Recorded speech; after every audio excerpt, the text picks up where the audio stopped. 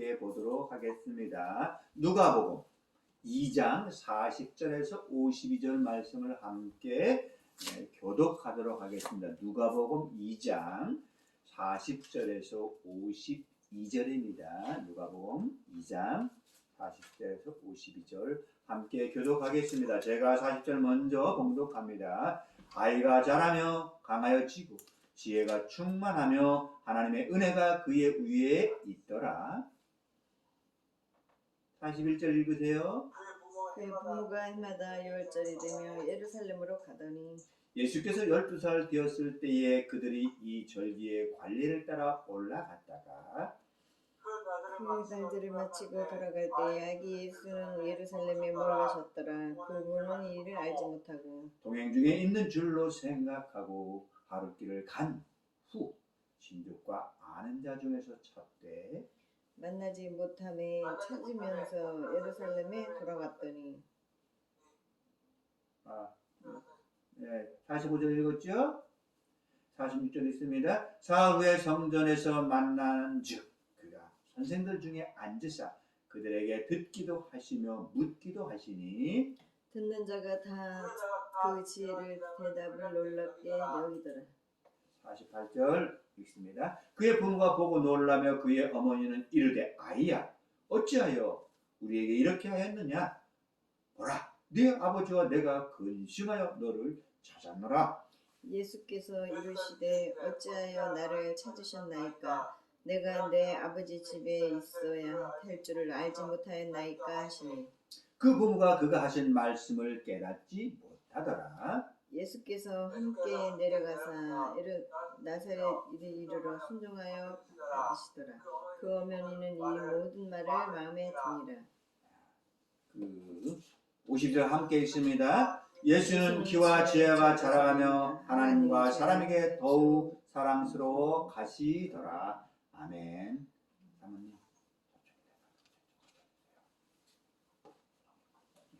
갖다 주세요.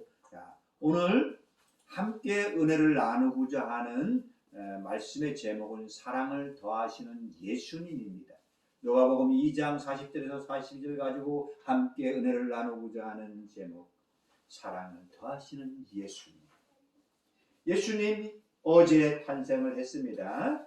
어제 탄생을 하시고 오늘은 첫 번째 주일을 우리는 하나님 앞에 예배를 드리고 있습니다. 그렇습니다. 예수님이 베들레헴에서 태어나셨습니다. 마리아에게 잉태해서 우리와 똑같이 10달 동안 뱃속에서 계시다가 태어나셨습니다. 그런데 그 예수님은 태중에 있을 때부터 성령께서 잉태하신 그 메시아 그리스도 왕이시기 때문에 그런 징조를 가지고 있었습니다. 그래서 세례 요한이 6개월 먼저 뱃속에 있는 그 세례 요한이 예수님이 오시는 걸 보고 기뻐했습니다. 그래서 그 세례 요한의 어머니 엘리사벳이 내 주의 어머니가 어찌하여 나에게 문안을 오십니까? 라고 마리아에게 축복의 말을 했습니다. 그래서 마리아는 처녀가 잉태해서 참 어려운 그 시간을 겪는 중에 나이가 많은 그 친척의 엘리사벳을 통해서 위로를 받고 축복의 말씀을 들으면서 확신을 하게 됩니다. 메시아를 내가 잉태한 것이 맞아. 하나님의 아들을 잉태했어요. 그러면 그는 하나님께 영광을 드리는 마리아 찬양을 하는 것입니다. 그 예수님이 이제 태어났습니다. 태어났는데 그때에 그 통치하는 헤롯 대왕 그는 동방박사가 알려주었습니다. 메시아가 태어나는데 동방박사가 하필이면 그 왕궁 헤롯 대왕이 있는 왕궁에 가서 여기 메시아가 태어나는데 어디에 있습니까? 라고 물어보니 아니 내가 왕인데 누가 왕이라는 거야? 자기도 어디 있는지 모르니까 그러면 그 사람을 찾걸랑 거기 가서 경배를 하고 오는 길에 나한테 꼭 들려서 그 소식을 알려달라고 그랬어요. 그가 그 소식을 알려달라고 하는데 내가 왕인데 누가 이 이스라엘을 다스리는 왕이라는 거야. 그래서 잡아서 죽이려고 그런 흑심을 품고 동방박사들한테 얘기했지만 동방박사들에게 성령께서 하나님의 영이 그 왕궁으로 가지 말고 돌아서 가라 그랬습니다. 돌아서 가라. 그래서 동방박사들은 다른 길로 돌아서 온 길이 아닌 다른 길로 돌아가는 것입니다. 온 길로 가는 게 쉽지 않겠습니까? 그런데 다른 길로 돌아서 갔기 때문에 예수는 죽지 않은 겁니다.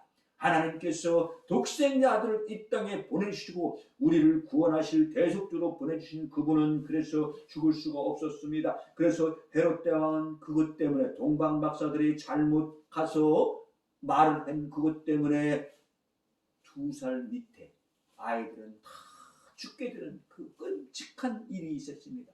예수님은 그때 요셉과 마리아에게 아이를 빨리 다른 곳으로 피신시키라고 해서 애굽 땅에 가서 약 2, 3년간 헤롯 대왕이 죽기까지 약 2, 3년 정도 피해 있다가 헤롯은 그런 악한 일을 하고 충에 먹어서 병들어 죽었습니다. 충에 먹었다고 했어요. 이 뱃속에 벌레가 먹어서 죽었습니다. 그 후에 예수님이 다시 가나안 땅으로 부모님들과 같이 오게 되는 겁니다. 그래서 성장을 했습니다. 아이가 자라서 지혜가 커갔다고 본문 말씀에 말씀. 아이가 자라며 강하여지고 지혜가 충만하며 하나님의 은혜가 그 위에 있더라라고 40절에 기록하고 있습니다. 예수님은 정상적인 육체를 가지고 완전한 인간으로 오신 것입니다. 그래서 그는 성장을 했습니다. 그래서 그 아이가 예수님이 자라나면서 지혜가 충만하여졌다고 했습니다. 여러분, 아이가 자라며 강하여졌다는 것은 무엇을 말합니까? 아이가 자라서 강하여졌다는 것은 육체적인 성장을 말하는 것입니다. 육체적인 성장, 우리가 엄마 뱃속에서 10달 동안 있다가 태어나고 나면은 어머니 젖을 먹고 또 좀 더 커서는 또 죽 먹고 밥도 먹고 하면서 점점 육체가 자라서 유아기를 거쳐서 소년기를 거쳐서 성장한다는 것을 말하는 것입니다. 그렇습니다. 또한 지혜가 충만하며 라는 말을 무엇입니까? 총명하게 지적이고 정신적으로 성장했다는 말을 의미합니다.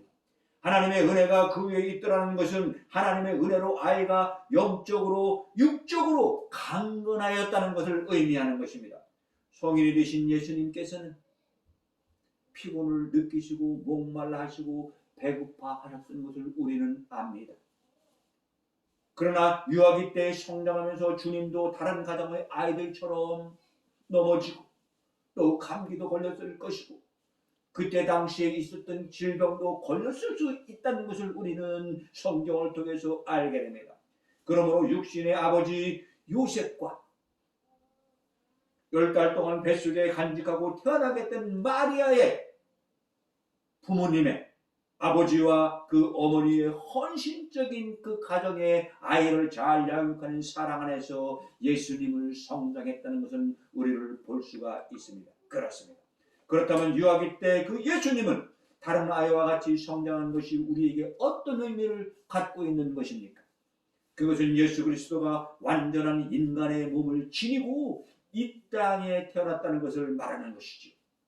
하나님의 아들로서 성령으로 잉태되었지만은 이 땅에 오실 때에 마리아의 몸을 빌려서 태어나셨고 우리와 똑같은 완전한 인간으로서 이 땅에서 살았다는 것을 의미합니다.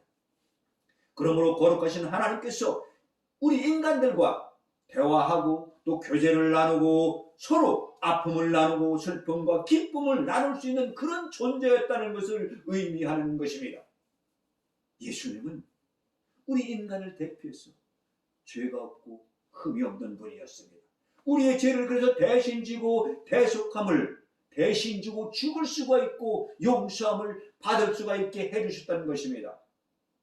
초대교회에 영지주의라는 자들이 있었습니다. 초대교회라는 것은 예수님이 오셔서 공생의 3년 복음을 전하고 부활하시고 또 40일 계시면서 하나님의 말씀을 선포했을 때에 제자들과 그 많은 성도들이 그 늘어나면서 자생적으로 생겼던 것이 초대교회입니다. 그 초대교회에 영지주의자들이 있었습니다. 영지주의자들은 육체는 더러워. 죽을 수밖에 없어. 그러니까 영은 깨끗하고 거룩한 거야. 그러니까 육체는 아무렇게나 해도 된다고 하는 영지주의자들이 있었습니다. 거룩한 하나님의 아들이 실제로 인간의 몸을 지니고 오셨습니다. 그래서 그들은 예수님이 인간의 몸으로 온 것은 인정을 하지 않았습니다. 어떻게 하나님이 말이야 인간의 몸을 가지고 있을 수 있었어? 그래서 인정을 하지 않았습니다. 인간의 육체는 죄악뿐이며 더럽고 잘못되었다는 영지주의자들이 있었습니다. 그러나 예수는 분명히 정상적인 육체를 가지고 이 땅에서 33년간을 우리와 똑같이 살았다는 것입니다. 잠을 자야 되고 힘들어하고 피곤하고 밥을 먹어야 되고 그렇게 똑같은 인간으로서 살았다는 것입니다.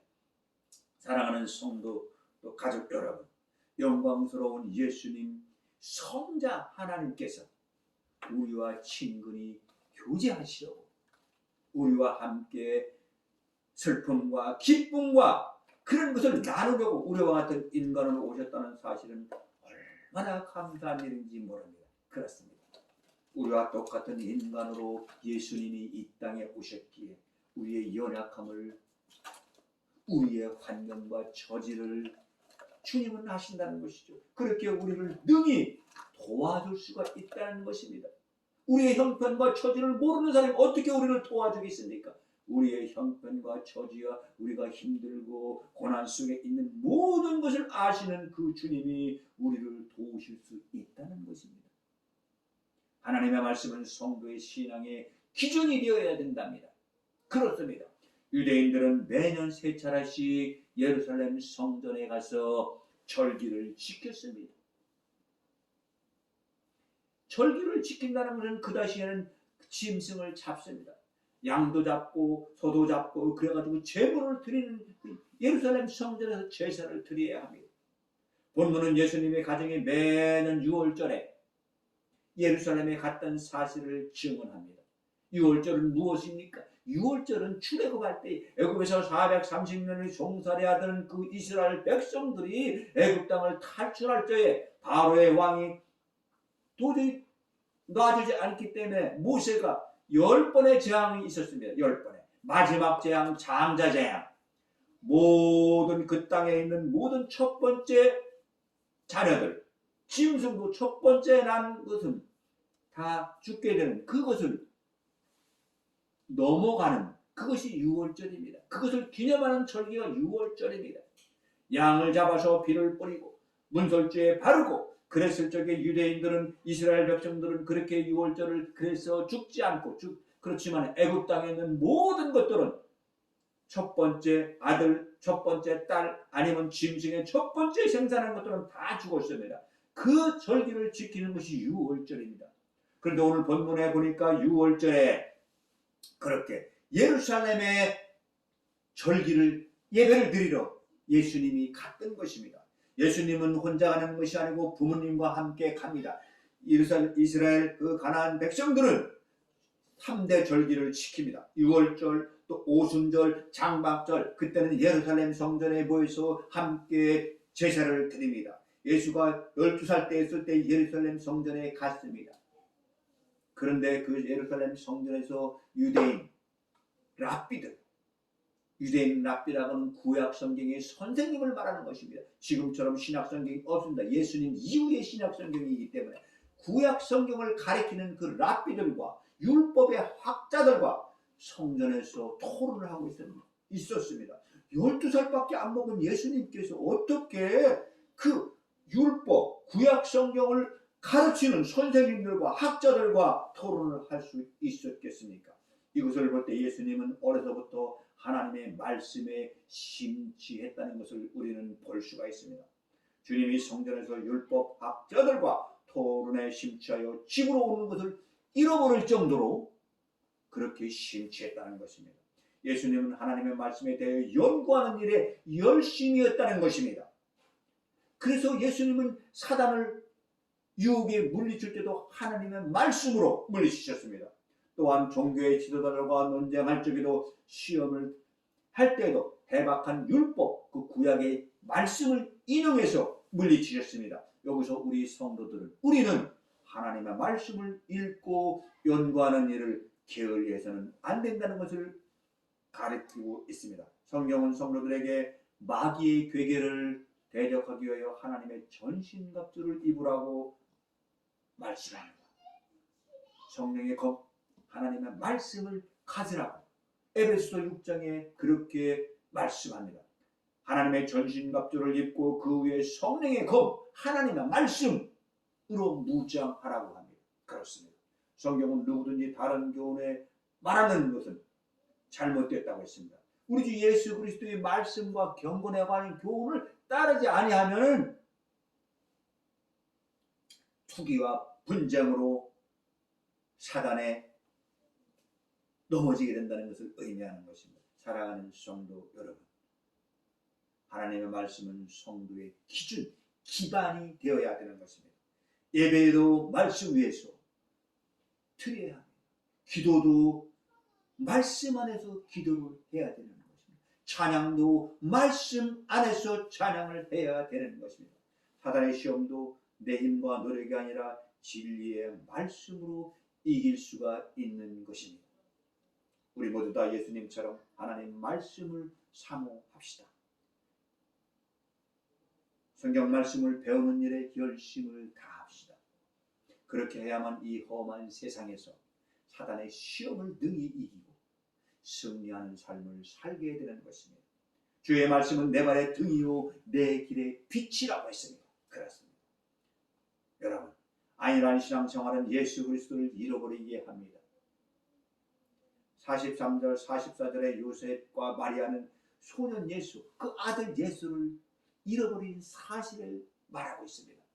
요셉의 가족들은 절기를 지키고 집으로 가는 도중에 하루를 갔습니다.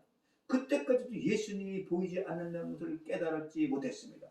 사실 어떻게 보면 그것이 그럴 수밖에 없는 상황이었습니다. 그 당시에 예루살렘 성전의 절기를 지키는 그 일은 어떻게 되냐, 마을 단위로 어른부터 노인까지 아기까지 다 온 가족이 참석을 하기 때문에 몸이 불편해서 거동하지 못하는 사람 빼놓고는 어른부터 아이까지 다 참석하기 때문에 자기 가족만 가는 것이 아니고 마을 단위로, 고향 그 단위로 수십 명씩, 많으면 몇백 명씩 함께 갑니다. 그렇게 다니기 때문에 여자와 어린아이들은 앞쪽에, 그리고 성인 남자들은 뒤쪽에 혹시 처지는 사람이 있는가 보살피면서 그렇게 가는 겁니다. 그런데 12살이었던 그 예수님 그 가정을 한번 봅시다. 요셉 마리아, 아버지 요셉과 어머니 마리아와 제일 첫째 형 예수님, 그리고 남자 동생이 4명이 있었습니다. 그리고 여동생이 2명이나 있었습니다. 적어도 5명 내지 6명 정도는 그때 당시 태어났다고 봐야 되는 것입니다. 그러면 갓 태어난 아기는 안고 또 업고 엄마가 그렇게 하고 또 어린아이들 손붙잡고 앞에서 갔을 것입니다. 서너 명은 앞에 갔겠죠. 엄마하고 같이, 마리아 엄마. 그러나 12살 먹은 제일 큰 형이지 않습니까? 예수님은 제일 큰 형은 그래도 걸어다닐 수가 있으니까 중간에 어디에 있겠거니 하고 요셉과 마리아는 찾지 않은 것입니다. 왜? 마을 단위로 다니니까 어디엔가 있겠지, 친척 어느 중간에 있겠지 하고 하루 동안 갈 동안에 몰랐던 것입니다. 우리는 하루 동안 어떻게 잃어버릴 수가 있을까 하지만은 그때 당시에 그들의 풍습과 절기를 지킬 때는 마을 단위로 다녔다는 것은 우리는 알 수가 있습니다. 아무리 봐도 하루 동안 봐도 야 오빠 어디 있니? 형 어디 있니? 아무리 물어봐도 없어요. 그래서 나중에는 예수가 어디 갔지? 예수가 어디 갔지? 아무리 찾아도 없는 거예요. 그래서 할 수 없이 다시 돌아서 예루살렘 성전으로 간 것입니다. 그 광경이 지금 나오는 것입니다. 여자들과 아이들은 행렬 앞에서, 남자들은 뒤에서 갔기 때문에 못 찾았어요. 그러다가 하루가 지나서 예수를 찾아서 다시 예루살렘 성전으로 간 것입니다. 근데 예루살렘 성전에 가보니까 율법 학자들과 랍비들과 토론을 하고 있는 것입니다. 그렇습니다. 우리는 여기서 무엇을 깨닫게 됩니까? 우리는 안일한 생각 때에 잃어버릴 수 있다는 것입니다. 여기서 그럴 수밖에 없는 상황이라고 하지만 요셉과 마리아는 예수님이 누구라는 걸 알고 있었잖아요. 그가 잉태했을 때, 마리아가 잉태했을 때 하나님의 독생자 아들이라는 걸, 메시아라는 것을, 그리스도라는 것을 이미 천사를 통해서 하나님께 알려주셨지만은 그들은 그것을 까마득히 양육하는 과정에서 잃어버렸다는 것입니다. 약 10여 년이 지나면서 똑같이 어린아이처럼 젖도 먹고 또 이렇게 돌봐줘야 되고 하면서 예수가 하나님의 그 아들을 메시아로 태어났다는 것을 잃어버립니다. 그래서 예수라는 존재에 대해서 잃어버리고 그냥 내 아들로 키웠던 것입니다. 우리는 여기서 그것을 깨닫게 되는 것입니다. 아니라는 생각을 할 때 예수를 잊고 산다는 것. 그렇습니다. 너희는 스스로 조심하라. 그렇지 않으면 방탕과 술취함과 생활의 염려로 마음이 둔하여지고 뜻밖의 그날이 덧 것 같이 너희에게 임하리. 우리는 예수 그리스도를 잃어버리는 그 순간이 지속될 적에 나는 점점 세상 속에 빠져서 그냥 습관처럼 살아가게 된다는 것입니다. 안일 무사한 신앙은 결국 아무런 준비 없이 주님을 재림을 맞이하게 된다는 것이죠. 우리는 그렇게 살아서는 안 된다는 것을 의미합니다. 성도는 하나님의 자녀로서 정체성과 사명을 확고히 가져야 한다고 말합니다. 48절 49절에 기록하고 있습니다. 우리 한번 49절을 다 같이 한번 읽어볼까요? 49절입니다. 49절 우리 영민이도 성경책이 옆에 있으니까 49절 같이 한번 읽어봅니다. 49절 시작. 예수께서 나를 찾으셨나이까? 어찌하여 나를 찾으셨나이까? 내가 내 아버지 집에 있어야 될 줄을 알지 못하셨나이까? 내가 내 아버지 집에 있어야 될 줄을 알지 못하셨나이까? 하시니,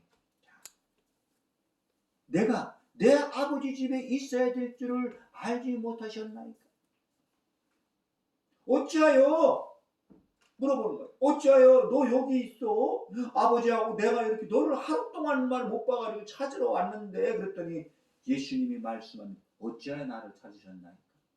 내가 아버지 집에 있어야 될 줄을 알지 못하셨냐?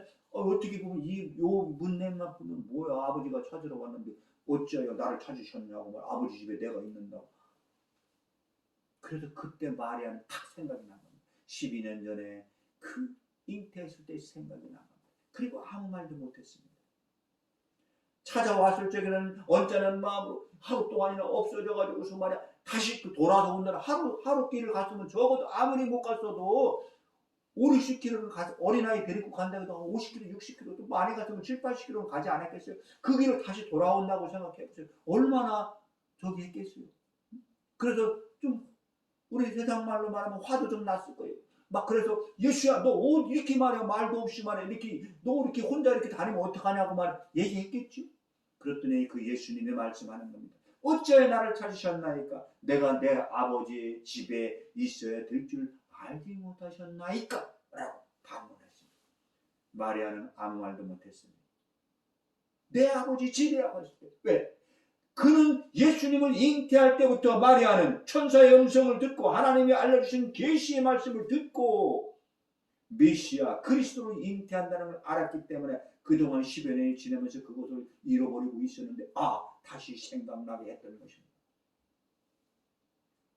예수님은 처음으로 자기 입으로 하나님을 아버지라고 부른 것입니다.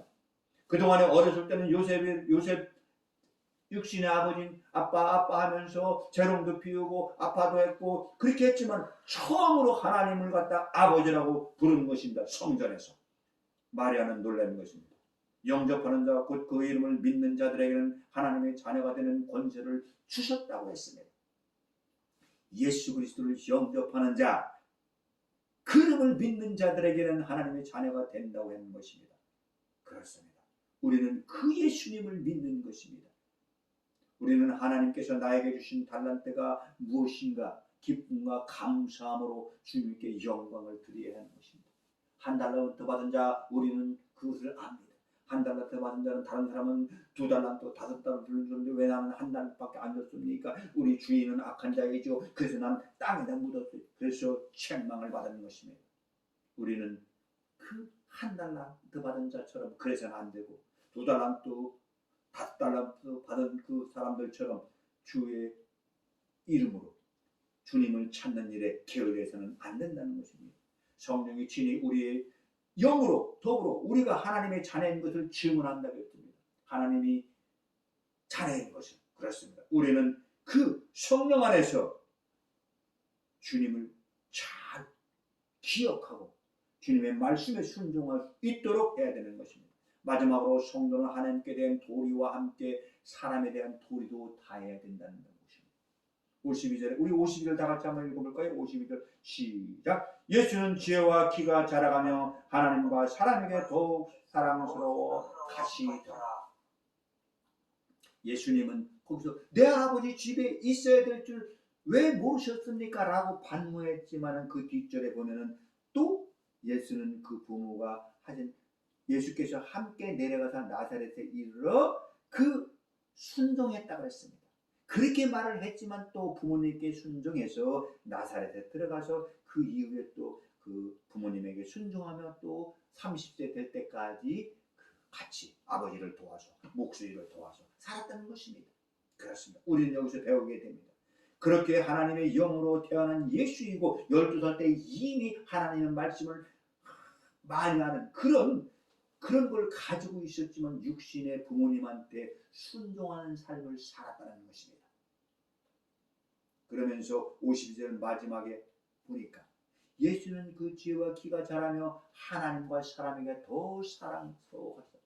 예수 보니까 말이야 다른 사람하고는 틀려. 그런데도 그렇게 부모님한테 효도하면서 말이야 부모님을 도와서 그 목소리를 하면서 동생들을 보살피는 걸 볼 때에 그가 키가 자라가며 하나님에게 더 하나님한테도 사랑을 또 주변의 사람들 부모님한테도 사랑을 받았다는 것을 의미하는 것입니다. 여기서 우리는 무엇을 깨닫게 됩니까? 우리가 예수를 믿는다고 하나님을 섬긴다고 예배하는 데는 열심히 하고 교회 다니는 데는 열심히 하지만 사람과의 관계를 소홀히 해서 깨뜨려서는 안 된다는 것입니다. 부모님한테도 부모님을 공경하고 부모님 말씀도 잘 들어야 된다는 것입니다. 물론 거기에 있어서 우리가 구별을 해야죠. 예수를 믿고 예배를 드리는 것 그 외에 다른 것은 부모님한테 말씀에 순종해야 된다는 것을 우리는 깨닫게 하는 것입니다. 예수께서 함께 내려가서 나사렛을 이르러 순종하며 받드셨다고 했습니다. 예수님은 그런 삶을 살았습니다. 우리도 그렇게 살아야 된다는 것을 말씀하는 것입니다. 앞절에서 왜 내가 아버지 집에 있어야 될 줄을 모르셨나이까? 라고 반문을 했지만은 12살 때 반문을 했지만은 30세 될 때까지 적어도 18년 가까이를 그는 부모님에게 순종하며 삶을 살았다는 것입니다. 우리도 그렇게 돼서 하나님과 사람 앞에 사랑이 점점 커가고 인정받는 우리 모두가 되어야 되는 것입니다.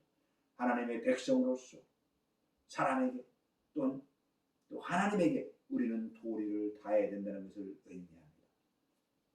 사랑하는 성도 여러분, 그것이 쉽지 않음을 고백합니다. 사람에 대한 도리 어떻게 우리가 다 하면서 살기가 쉽지가 않은 것입니다. 부모님에게, 주변 친구들에게, 내가 아는 지인들에게.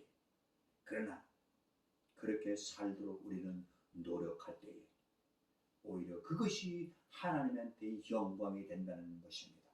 예배에 열심히 하고 말씀을 우리가 연구하고 읽고 배우는 것도 열심히 해야 되지만 내 주변의 사람들과 관계도 잘 해야 된다는 것을 의미합니다. 기도하겠습니다. 사랑의 하나님 감사합니다. 예수가 자라며 더욱더 사람들에게 또 하나님에게 사랑에 기뻐갔던 것처럼 우리도 그렇게 사는 인생이 되게 하여 주옵소서. 성탄절 예수님이 탄생한 그 첫 번째 주일을 우리가 그렇게 지키며 앞으로 이제 다가올 새해에 1년간 우리가 주님을 더 가까이 또 주변의 사람들과 좋은 관계를 유지하며 살아가는 우리 모두가 되게 하여 주옵소서. 예수님 이름으로 기도하옵나이다. 아멘. 아멘. 자, 화면을 다시 공유하겠습니다. 화면을 다시 공유합니다. 화면을 공유하겠습니다. 잠깐만요. 화면 공유. 자, 화면 공유 나왔지요? 자, 찬송가 89장 샤론의 꽃 예수입니다. 샤론의 꽃 예수. 89장 샤론의 꽃 예수.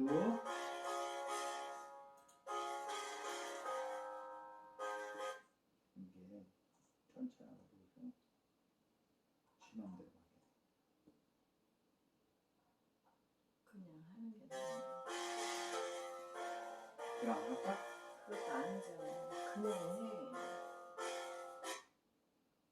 그냥 해. 샤론. 자, 샤론의 꽃 그냥 반주 없이 그냥 할게요. 샤론의 꽃 예수 나의 마음. 89장이라고. 응? 나가. 89장 알려줘야지. 얘기하지만 그냥 이거 할게. 잠깐만 한 개.